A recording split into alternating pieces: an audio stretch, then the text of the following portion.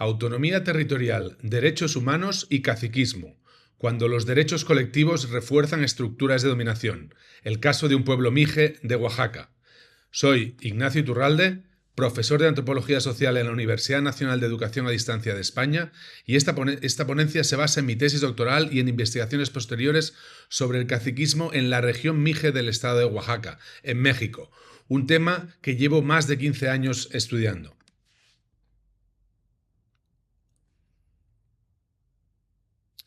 Aquí podemos ver México y aquí Oaxaca con el distrito mije resaltado en azul.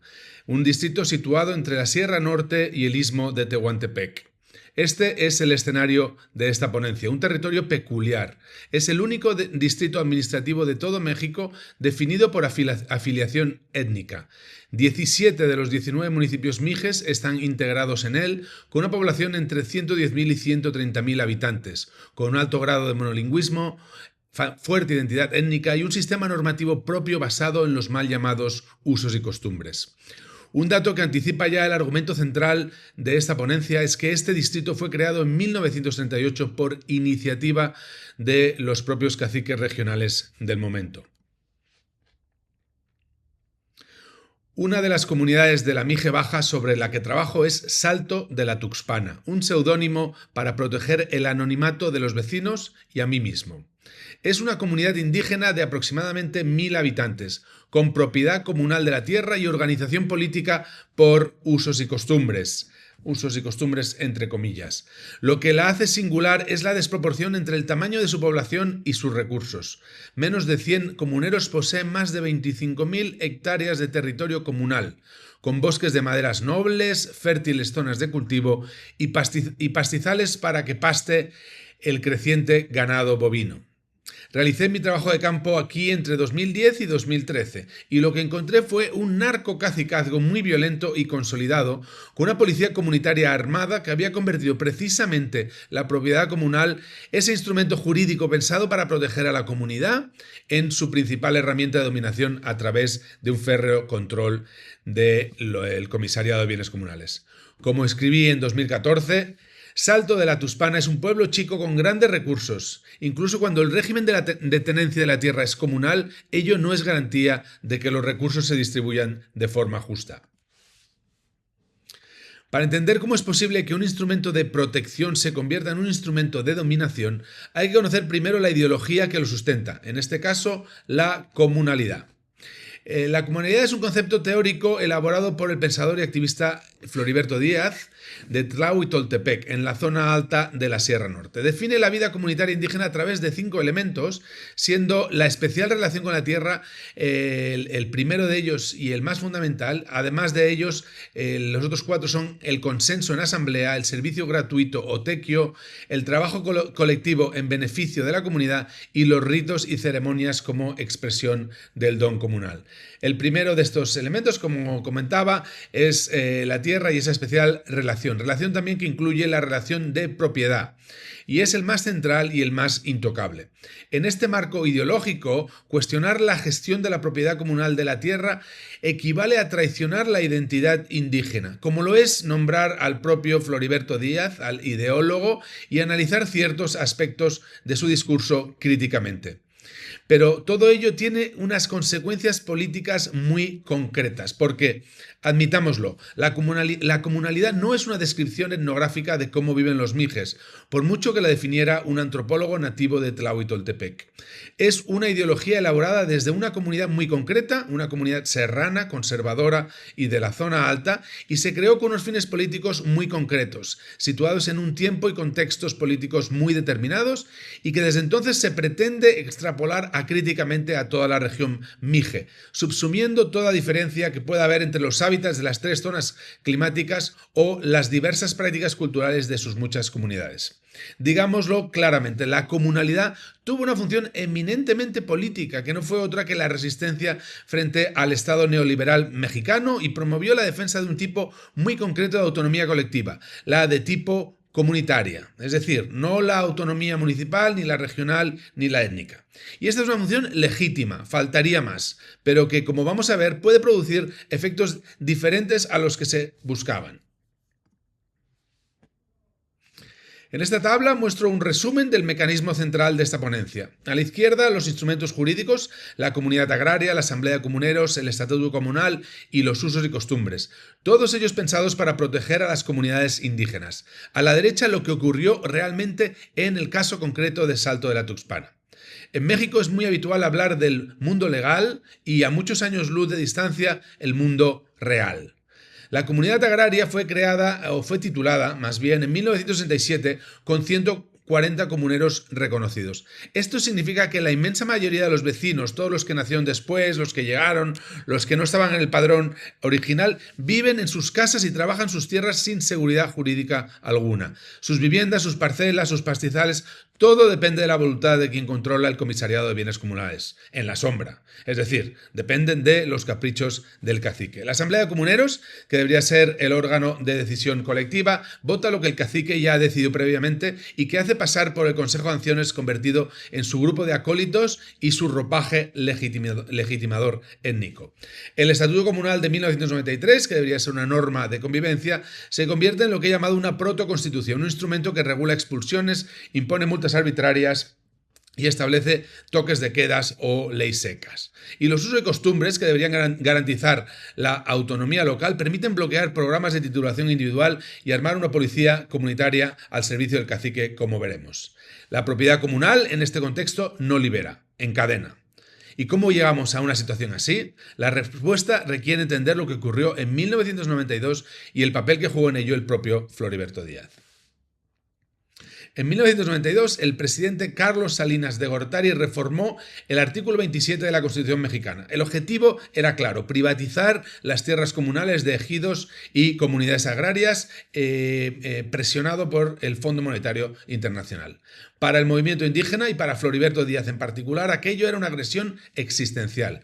La tierra comunal es el primer elemento de la comunalidad, como hemos visto, su pilar más sagrado.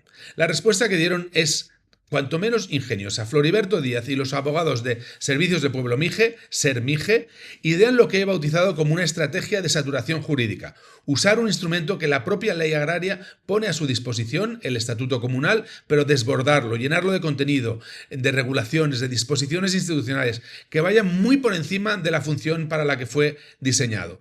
Un rebosamiento que llega a convertirlo en una auténtica protoconstitución local que blinda la inalienabilidad de las tierras y codifica el sistema normativo interno específico de cada comunidad indígena. En 1993, Salto de la Tuxpana ratifica en asamblea su propio estatuto comunal, algo que tienen algunas comunidades indígenas pero en la región Mije, pero para nada es lo mayoritario. Floriberto Díaz participa en la redacción de este estatuto comunal específico. El documento consigue sus tres objetivos: bloquea la reforma de Salinas, garantiza la propiedad comunal y reglamenta los usos y costumbres. Una victoria antineoliberal. Y la protoconstitución de Salto de la Tuxpana empieza a funcionar de inmediato. Cuando el gobierno federal lanza el programa Procede para titular individualmente las parcelas que los vecinos ya usaban de facto en régimen privado, el cacique lo bloquea amparándose en la autonomía que le otorga el estatuto. Lo que desde fuera pareciera una decisión soberana y anticapitalista es, en realidad, la base con la que privar de seguridad jurídica a cualquier disidente. Sin título no hay tierra y sin tierra no hay posibilidad de plantarle cara. Ese mismo estatuto le entrega después la herramienta perfecta para ejecutar las expulsiones de 2006 y 2007. Y cuando los afectados denuncian en el sistema jurídico estatal, SERMIGE, sin saberlo, defiende legalmente al cacique amparándose en dicho instrumento y la autonomía comunitaria, liberándolo de cuantas acusaciones, investigaciones y denuncias a la Comisión de Derechos Humanos le produjeron las expulsiones y homicidios relacionados. La lucha contra el neoliberalismo no produce automáticamente justicia. La realidad etnográfica es mucho más fina, intricada y complicada que eso. Cuando el instrumento de resistencia no evalúa las relaciones de poder locales, se puede reforzar el autoritarismo que dice combatir. Y visto desde esta nueva óptica, ya no queda tan claro que haya habido una victoria que celebrar. Estos datos no son abstracciones, son el resultado concreto de todo lo que acabamos de ver, y las consecuencias sobre la vida de estos refugiados internos son tan devastadoras como palpables. Entre 2005 y 2007 se produce un conflicto armado en Salto de la Tuxpana, varios homicidios. Todo se inicia por un conflicto familiar entre facciones por el control del narcotráfico. En 2006, la Asamblea de Comuneros, dominada por el cacique, decreta la expulsión de varias familias, lo que con el tiempo se traducirá en más de 100 vecinos que abandonan la comunidad, más del 15% de la población. La decisión se toma conforme al estatuto comunal y queda avalada tanto por la jurisdicción local como, después de ganar los casos judiciales, por el derecho positivo estatal. El resultado judicial es demoledor: 14 averiguaciones previas, 5 expedientes legales, 4 quejas ante la Comisión Estatal de Derechos Humanos de Oaxaca. Resultado: 0 condenas. En todos los casos, el cacique y sus subordinados salieron impunes. En 2007, a resultas de tanta inestabilidad, se crea la Policía Comunitaria Armada de Salto de la Tuxpana, registrada en el RUPO, el Registro Oficial de Policías de Oaxaca, y con licencia colectiva de armas. Una policía comunitaria organizada por Tequio, uno de los instrumentos de la comunalidad. Y el cacique lo que hace es torcer ese instrumento y conseguir que se aplique al servicio exclusivo suyo. Y todo ello quedó documentado en un fajo legal de más de 3.000 expedientes, de más de 3.000 fojas, de más de 3.000 páginas, que tuve ocasión de revisar minuciosamente durante mi trabajo de campo. Lo que hemos visto en Salto de la Tuxpana no es un caso aislado ni una anomalía, es la expresión más extrema de una paradoja estructural que atraviesa el movimiento de derechos indígenas en México. A la izquierda de la pantalla, el movimiento indígena, las ONGs y el indianismo defienden la autonomía comunitaria, la propiedad comunal, los sistemas normativos propios sin intromisión de partidos políticos o de instituciones gubernamentales.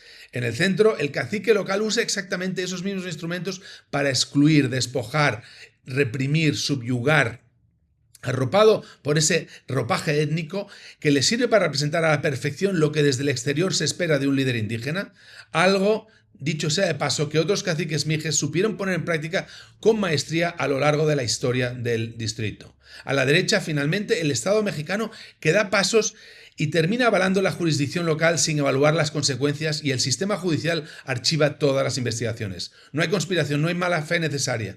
Hay corrupción y una coincidencia objetiva de intereses malvadamente paradójica que produce efectos que nadie buscaba. Como escribí en 2017 en la revista de Antropología Social, esta es una situación ciertamente trágica, aunque muchas veces desconocida, en la que activistas, antropólogos, abogados, peritos, periodistas y voluntarios de diversa índole consiguen lo contrario de lo que buscaban, y así, en lugar de combatir el caciquismo, terminan por apoyarlo. Este auxilio bien intencionado termina por favorecer en determinadas coyunturas solo al cacique y a su camarilla. El problema de fondo es conceptual. Cuando se antepone la autonomía comunitaria a la evaluación institucional ponderada de las relaciones de poder reales, cuando se defiende la propiedad comunal sin preguntar quién la controla, cuando se protegen los usos y costumbres locales sin preguntar a quién benefician o si son flagrantemente injustos, el instrumento de emancipación se convierte en instrumento de dominación. Y ya para terminar, sobre la imagen del cacique regional Mije Luis Rodríguez, el que consiguiera que se decretara el distrito Mije, en este caso llevando del brazo al gobernador de Oaxaca, Alfonso Pérez Gasga, en 1957, resumo 3 conclusiones. Primera, la propiedad comunal de la tierra no garantiza por sí sola la distribución justa de recursos ni el respeto de los derechos individuales.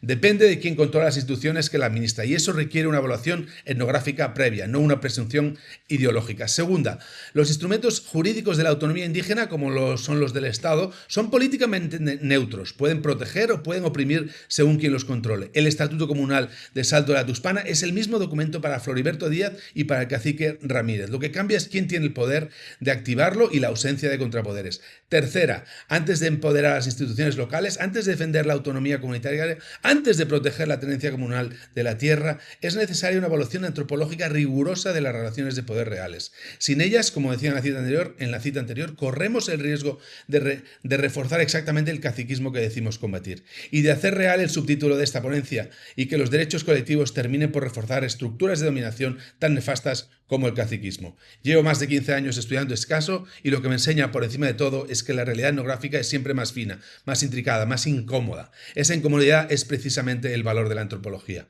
Solo me queda despedirme y darte las gracias.